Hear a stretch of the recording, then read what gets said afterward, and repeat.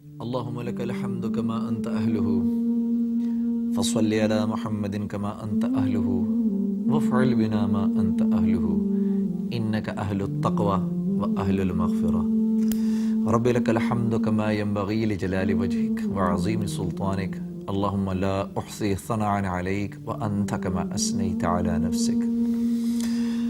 خواتین حضرات السلام علیکم. ایک قرآن کی ایک آیت ابھی کچھ دن پہلے پڑھنے کا موقع ملا تو میں نے پھر ہمارے ایک بزرگ تھے ان کے پاس گیا, بیٹھا, میں نے کہا بڑی عجیب باتیں پڑھی ہیں, ذرا مجھے تھوڑا سا سمجھا دیں کیا مطلب ہے اس کا. وہ قرآن کی آیت تھی اعوذ باللہ من الشیطان الرجیم بسم اللہ الرحمن الرحیم الذین ينفقون فی السراء والضراء والکاظمین الغیظ والعافین عن الناس واللہ یحب المحسنین. اللہ جل شانہ فرما رہے ہیں تم خرچ کیا کرو چاہے تم پر تنگ دستی ہو یا فراخی ہو, خرچ کیا کرو, لوگوں کو دیا کرو میرے لیے, اور اپنے غصے پر قابو رکھا کرو اور لوگوں کو درگزر کر دیا کرو. اللہ جل شانہ ایسی نیکی کرنے والے سے محبت کرتے ہیں. اچھا, یہ تینوں کی تینوں چیزیں جو ہیں نا یہ ایسی ہیں کہ اس کے لیے آدمی کو اخلاق کے کمال کے درجے پر پہنچنا پڑتا ہے. پیسہ ہو یا نہ ہو آدمی اللہ کے راستے میں خرچ کرے. پہلی بات تو یہ کہ ہمارے پاس ہو پیسہ, جس کے پاس زیادہ ہو یا کم ہو, جس کے پاس کم ہوتا ہے مال وہ یہ سمجھتا ہے کہ جس کے پاس مال زیادہ ہے اس کا حق ہے خرچ کرنے کا اور میرا نہیں. بات یہ ہے, میں آپ کو بتاؤں کہ اللہ کے راستے میں مال خرچ کرنے آدمی اس وقت تک نہیں کر سکتا جب تک اللہ جل شانہ کی طرف سے توفیق نہ ملے. لیکن اللہ جل شانہ کی طرف سے توفیق اس کو ملتی ہے جو اس کے لیے اپنے آپ کو پیش کرتا ہے, ہمارے اکثر لوگ اس بات کو کہتے ہیں مجھے اللہ کی طرف سے توفیق ہی نہیں ملی. تو اللہ کی طرف سے تجھے توفیق اس لیے نہیں ملی کیونکہ تو نے اپنے آپ کو پیش ہی نہیں کیا. میری ایک کمپنی ہے, اس کمپنی کے اندر میں 4 انجینئرز کو ہائر کرنا چاہتا ہوں. اب یہ میری مرضی پر ہے کون سا انجینئر میں رکھوں اور کس کو میں نہ رکھوں. یہ میری مرضی پہ ہے کیونکہ میری کمپنی ہے.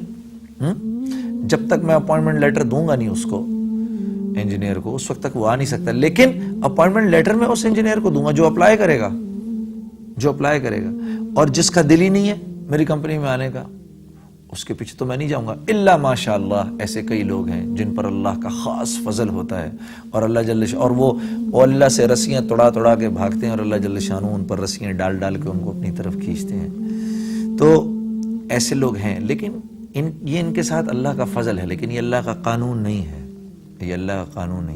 اللہ جل شانہ توفیق اس کو دیتے ہیں جو اپنے آپ کو پیش کرتا ہے. نمبر 1. نمبر 2 یہ کہ اللہ کے راستے میں مال خرچ کرنا ہرگز نہیں اس بات پر ڈیپینڈ کرتا کہ میرے پاس پیسہ خرچ کرنے کو ہے کہ نہیں. اللہ کا معاملہ بڑا عجیب ہے. صحابہ کرام آپ صلی اللہ علیہ وسلم کے بارے میں فرماتے ہیں کہ آپ صلی اللہ علیہ وسلم سے بڑا سخی کوئی تھا ہی نہیں. اور آپ اور ہم جانتے ہیں کہ آپ صلی اللہ علیہ وسلم کے پاس مال کی اور دولت کی کوئی افراط نہیں تھی, بلکہ اما عائشہ رضی اللہ تعالی عنہ فرماتی ہیں کہ ہم پر 3 چاند گزر جاتے تھے اور گھر پہ کچھ پکانے کو نہیں ہوتا تھا. تو کہنے کا مطلب یہ ہے کہ مال خرچ کرنے کے لیے اللہ کے راستے میں مال کا ہونا ضروری نہیں, اندر سے دل کا ہونا, اپنے آپ کو پیش کرنا, اپنے دل کو بڑا کرنا ضروری ہے. یہ دھوکہ ہے صرف تمہارا میرا کہ بھائی میرے پاس تو ہے نہیں اس لیے میں خرچ کر نہیں رہا. ایسا نہیں ہے. یہ تو ایک ریلیٹو ٹرم ہے. امیر ہونا ایک ریلیٹو ٹرم ہے. جو کروڑ پتی ہے اس کے لیے لکھ پتی امیر نہیں, جو لکھ پتی ہے اس کے لیے جس کے پاس ہزاروں روپے ہیں وہ امیر نہیں، اور جس کے پاس ہزاروں روپے ہیں اس کے لیے جس کے پاس سینکڑوں روپے ہیں وہ امیر نہیں۔ تو یہ تو ایک ریلیٹیو ٹرم ہے، اور جس کے پاس جو ارب روپے اپنے بینک اکاؤنٹ میں رکھ کے بیٹھا ہے وہ کروڑ پتی کو کچھ نہیں سمجھتا۔ تو امیر ہونا نہ ہونا یہ ایک ریلیٹیو ٹرم ہے۔ اسی لیے اللہ جل شانہ فرما رہے ہیں الذین ينفقون فی السراء والضراء، اللہ کے راستے میں خرچ کرو چاہے تمہارے پاس ہو یا نہ ہو۔ کیوں؟ کیونکہ اللہ کا معاملہ 1 کا 10 دینے کا وعدہ ہے، یہ 1 سے 10 کا تو وعدہ ہے ہی، پھر اللہ کے راستے میں دیا تو وہ 700 گنا ہو گیا، اور پھر اگر رمضان المبارک میں دیا تو اس کو بھی 70 سے ضرب دے دو، کیونکہ رمضان میں تو ایک نفل جو ہے آپ نے پڑھا، 2 رکعت نفل پڑھی، 2 رکعت نماز فرض پڑھنے کا ثواب مل گیا۔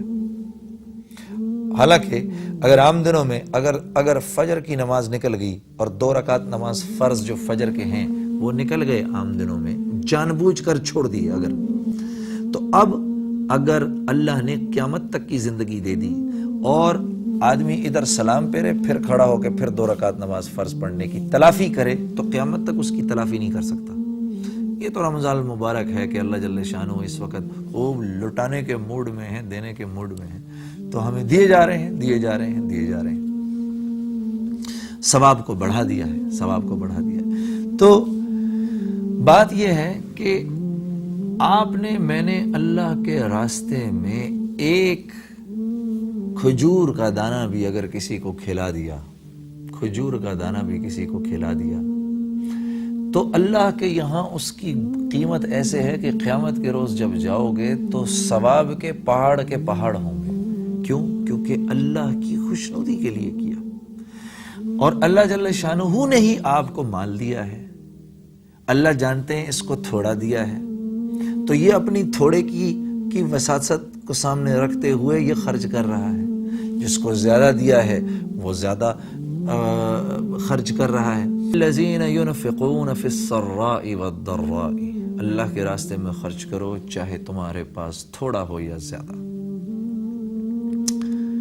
فراخی ہو یا تنگی۔ جس کے پاس 1 لاکھ روپے ہیں،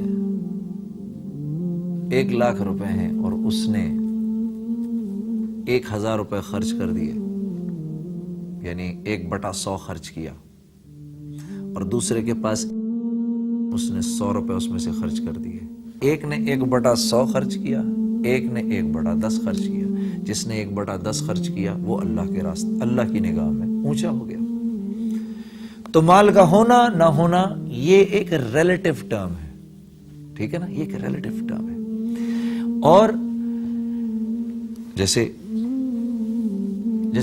جنگ تبوک میں آپ صلی اللہ علیہ وسلم نے صحابہ کرام کی تربیت کے لیے صحابہ کرام سے میں یہ اعلان کروایا کہ بھائی اللہ کے راستے میں خرچ کرو، اللہ کے راستے میں دو۔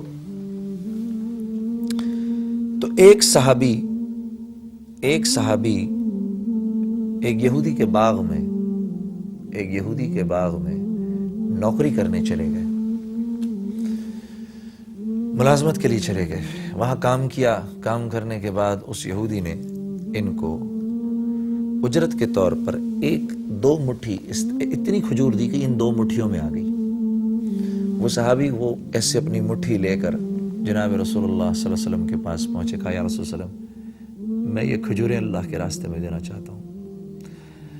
تو آپ صلی اللہ علیہ وسلم نے ان کھجوروں کو لے کر، وہاں پر مال پڑا ہوا تھا وہ سارا جو کہ بڑے بڑے امیر لوگوں نے دیا تھا، ایک انبار پڑا ہوا تھا مال کا۔ آپ صلی اللہ علیہ وسلم نے صحابہ سے فرمایا کہ میرے اس صحابی کی جو کھجوریں ہیں اس کو اس مال پر بکھیر دو تاکہ اللہ جل شانہ اس اخلاص کی وجہ سے تمہارے اس مال میں برکت ڈال دے۔ حالانکہ اتنی سی ہاتھ بھری کھجوریں لے کر گئے تھے کہ میں یہ اللہ کے راستے میں دے رہا ہوں۔ اسی موقع پر حضرت عمر رضی اللہ تعالیٰ عنہ نے فرمایا آج میں ابو بکر سے نکل جاؤں گا، تو گھر کا آدھا مال اٹھا کر لے آئے جناب رسول اللہ صلی اللہ علیہ وسلم کے پاس۔ آپ صلی اللہ علیہ وسلم نے اس مال کو دیکھا، اتنا مال تھا، اور پوچھا، یہ نہیں پوچھا عمر کیا لائے ہو، اب کیونکہ تربیت کرنا مقصود تھا تو سوال دوسرا پوچھا عمر گھر کیا چھوڑا ہے؟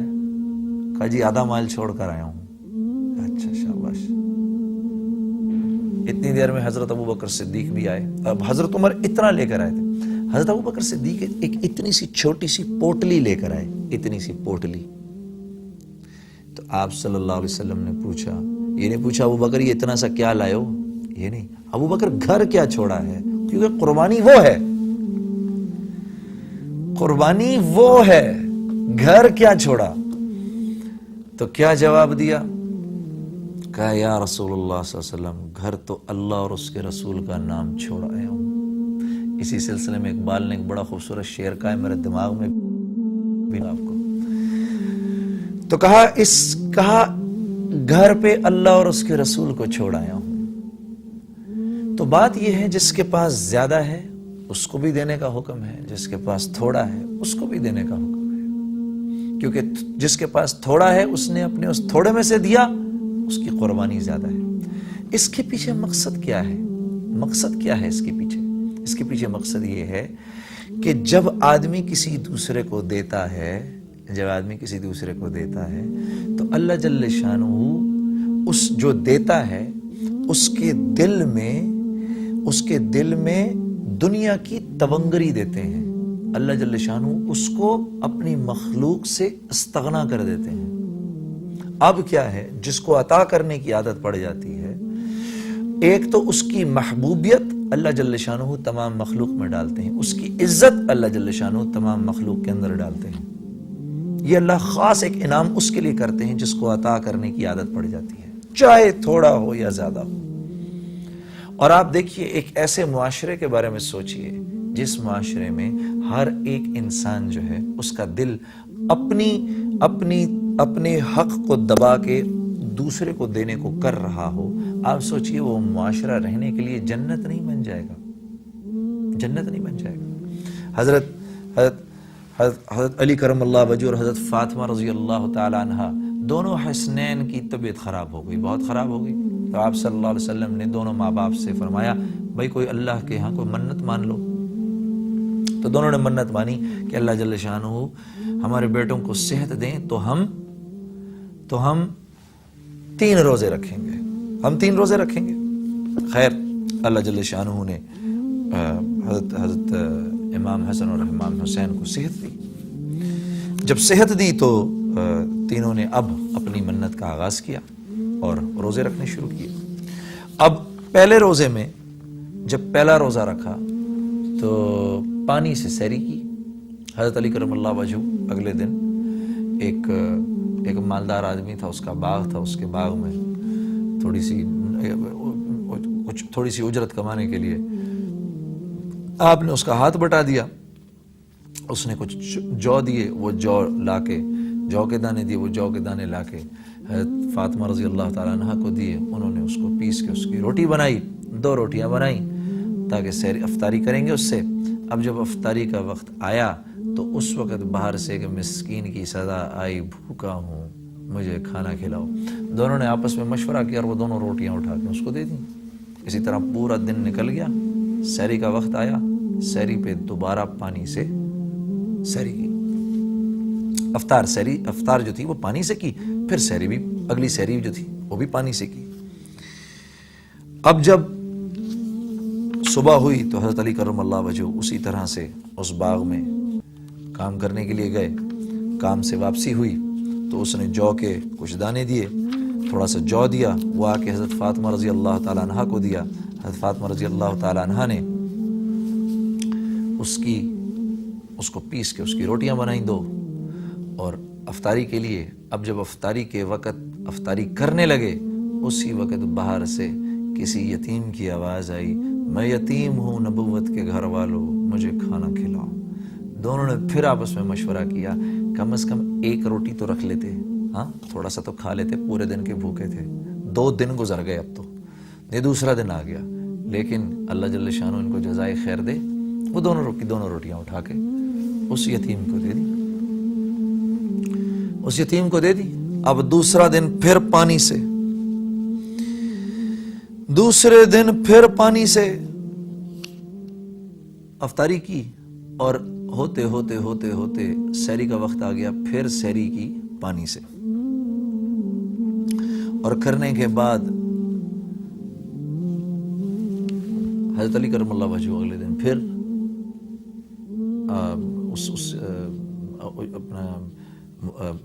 اس آدمی کے باغ میں گئے کام کرنے کے لیے. جب کام کرنے کے لیے گئے سارا دن گزر گیا. اس نے پھر تھوڑا سا جو دیا وہ لا کے حضرت فاطمہ رضی اللہ تعالیٰ عنہ کے سامنے پیش کیا. انہوں نے پھر اس کو پیس کے روٹیاں بنائیں, 2 روٹیاں بنائیں. اور اب جب تیسری دفعہ افطاری کا ٹائم آیا تو اس وقت ایک قیدی پہنچ گیا اور کہنے لگا نبوت کے گھر والوں میں بھوکا ہوں, مجھے کھانا کھلاؤ. پھر دونوں نے بیٹھ کر مشورہ کیا اور بجائے اس کے کہ ایک روٹی رکھ بھی لیتے, لیکن وہ دونوں روٹیاں اٹھا کے اس کو دے دیں اور تیسرے دن بھی پانی سے افطاری کی. اب یہ کہنے کو ایک بڑی آسان بات ہے, نقاہت, بھوک کی نقاہت سے یہ حال تھا. آپ دونوں بیٹوں کو لے کر جناب رسول اللہ صلی اللہ علیہ وسلم کے دربار میں پہنچے. نقاہت پورے چہرے پر دکھائی دے رہی تھی, لیکن ادھر ان کو لے کر پہنچے, ادھر اللہ جل شانہ کی طرف سے شاباشی کی آیتیں اترنا شروع ہوئیں. وَيُطْعِمُونَ الطَّعَامَ عَلَى حُبِّهِ مِسْكِينًا وَيَتِيمًا وَأَسِيرًا إِنَّمَا نُطْعِمُكُمْ لِوَجْهِ اللَّهِ لَا نُرِيدُ مِنْكُمْ جَزَاءً وَلَا شَكُورًا. اور یہ وہ لوگ ہیں, اللہ اکبر, اور یہ وہ لوگ ہیں جو کھلاتے ہیں کھانا اللہ کی محبت میں مسکین کو, یتیم کو اور اسیر کو, قیدی کو, اور پھر اپنی اس نیکی کے لیے ان سے نہ تو کوئی جزا چاہتے ہیں اور نہ ہی کوئی شکریہ کا جملہ چاہتے ہیں.